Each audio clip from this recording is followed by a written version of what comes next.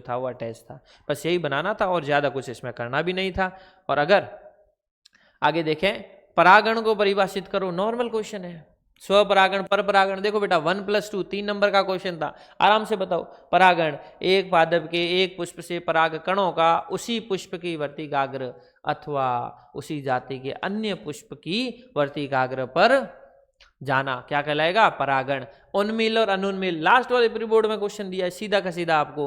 उन्मिल और अनुन्मिल, उन्मिल का मतलब पुष्प हमेशा खुले रहते हैं, अनुन्मिल का मतलब पुष्प हमेशा बंद रहते हैं। सीधा सिंपल सवाल दिया है। और इसके अथवा में ये इन्होंने बढ़िया किया कि पहले चैप्टर के अथवा में जो है अपने पास में 5वें चैप्टर जिसको अपन मोल बायो कहते हैं उसको दे दिया। तो आप पहला वाला सवाल को दूसरे को देखने की भी जरूरत नहीं है। और दूसरा वाला 26 तारीख के प्री बोर्ड में एज इट इज दे रखा है, अनुलेखन को परिभाषित करो और प्रोकैरियोटिक के अंदर बैक्टीरिया में अनुलेखन की प्रक्रिया समझाओ। सोचने समझने की जरूरत नहीं है। इनिशिएशन, एलोंगेशन और लास्ट में टर्मिनेशन, जिसके अंदर पहले सिग्मा फैक्टर काम आएगा, लास्ट में रो फैक्टर काम आएगा, आरएनए पॉलीमरेज काम आएगा। अनुलेखन है क्या? डीएनए से क्या बनाना था अपने पास में? एमआरएनए बनाना था। ओके। और अगर यूकैरियोटिक आ जाता तो आपको लास्ट में स्प्लाइसिंग ऐड करना था, है ना, कैपिंग ऐड करना था, है ना, टेलिंग ऐड करना था। नेक्स्ट, परागण के अभिकर्मकों को परिभाषित कीजिए। वायु परागित पादपों में परागण को समझाइए। परागण के अभिकर्मक का मतलब परागण कितने प्रकार का होता है? 2 प्रकार का, जैविक एंड अजैविक। जैविक और अजैविक की बात करें तो अजैविक के अंदर एक तो आ गया था जल, दूसरा आ गया था वायु, है ना। और अगर बात करते हैं जैविक की तो जैविक के अंदर कौन था? चमगादड़ द्वारा, मानव द्वारा, पक्षियों द्वारा परागण जो था वो सिलेबस में था। और वायु परागित पादपों में परागण को समझाना था। वायु परागित में आप मक्का वाला एग्जाम्पल दे देते, आपको ये बताया था वायु द्वारा होने यानी कि परागकण कैसे होंगे बेटा? परागकण हल्के होंगे। कैसे होंगे? हल्के होंगे, शुष्क होंगे, उनका भार कम होगा, है ना, अचिपचिपे होंगे। और वर्तिकाग्र में भी कुछ अनुकूलन होगा। यानी वर्तिकाग्र कैसा था? ब्रश लाइक होना चाहिए था। वर्तिकाग्र कैसा था? रोमिल होना चाहिए था, जिससे परागकण उसके अंदर फंस जाते। और वायु परागण अजैविक परागकणों में सबसे ज़्यादा पाया जाने वाला, कॉमन पाया जाने वाला परागण था, है ना। और ये घासों के अंदर सर्वाधिक पाया जाने वाला परागण था। इससे ज़्यादा कुछ लिखना ही नहीं था।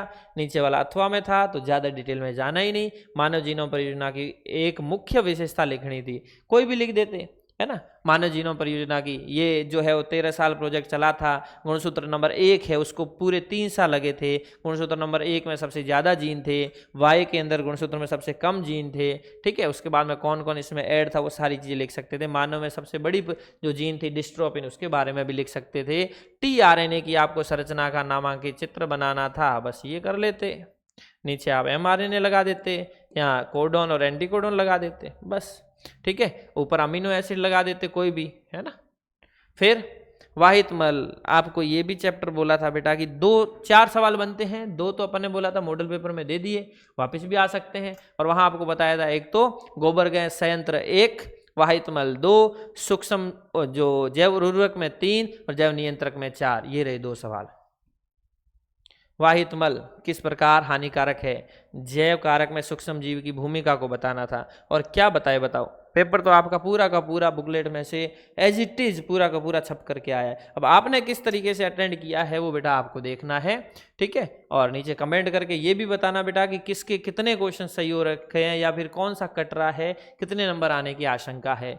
संख्या के पिरामिड को योजनाबद्ध आरेख करना था। संख्या का पिरामिड है ना, जैव भार का और ऊर्जा का पूछा ही नहीं है। संख्या का मतलब अगर हम बात करते हैं घास स्थल में, घास स्थल में तो सबसे ज़्यादा संख्या किसकी होती है? उत्पादकों की। उसको खाने वाले प्राथमिक उपभोक्ता, उसको खाने वाले द्वितीयक उपभोक्ता, उसको खाने वाले तृतीयक उपभोक्ता। यानी कि घास स्थल का संख्या का पिरामिड कैसा होता है बेटा? सीधा होता है। और यही संख्या का पिरामिड अगर हम सिर्फ एक पेड़ का, एक वृक्ष का करते तो वृक्ष की संख्या कितनी बेटा? 1। इस वृक्ष के ऊपर बैठने वाले पक्षियों की संख्या कितनी? इससे ज़्यादा। और पक्षियों के ऊपर बैठने वाले कीट कैसे? इससे भी ज़्यादा।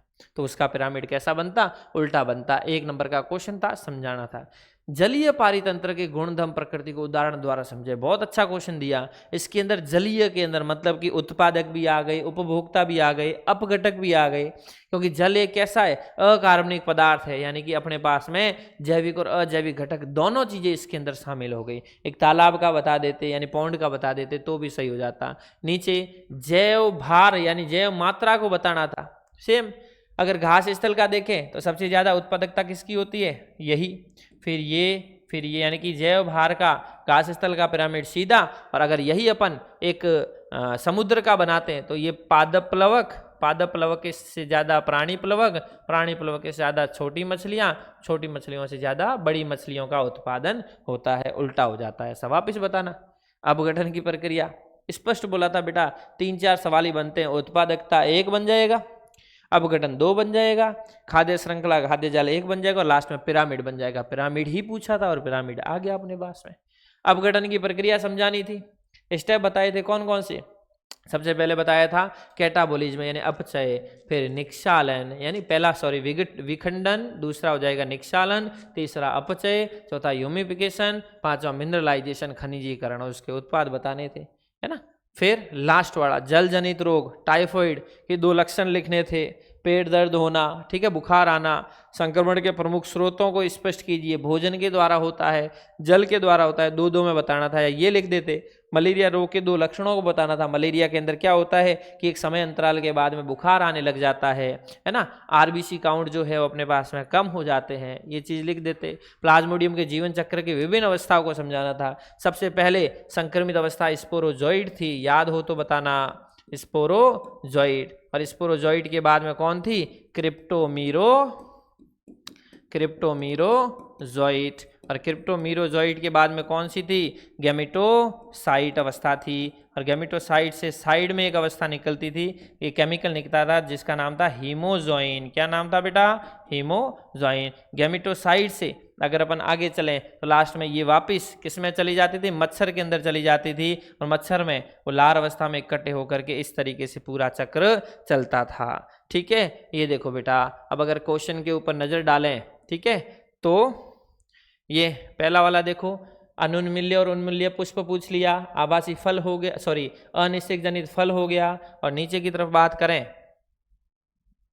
वेलिसनेरिया वाला, वो शुद्ध जल ताजे वाला अगर बात करें तो ये रहा अपने पास में वेलिसनेरिया, ये वेलिसनेरिया, ठीक है। फिर बात करते हैं एमनियोसिंथेसिस, ये रहा एमनियोसिंथेसिस। फिर बात करें कि CDRI लखनऊ, ये बात रही लखनऊ की। फिर बात करते हैं अपन नीचे की तरफ यौन संचारित रोगों की, तो ये रही यौन संचारित रोग। फिर अगर अपन आए यू क्रोमेटिन हेट्रोक्रोमेटिन में, ये रहे यू क्रोमेटिन, यू हल्का यू ढीला। लास्ट में DNA RNA दोनों नाइट्रोजन सार, सॉरी दोनों के अंदर कौन सी नाइट्रोजन सार पाए जाते हैं, वो ये रहे।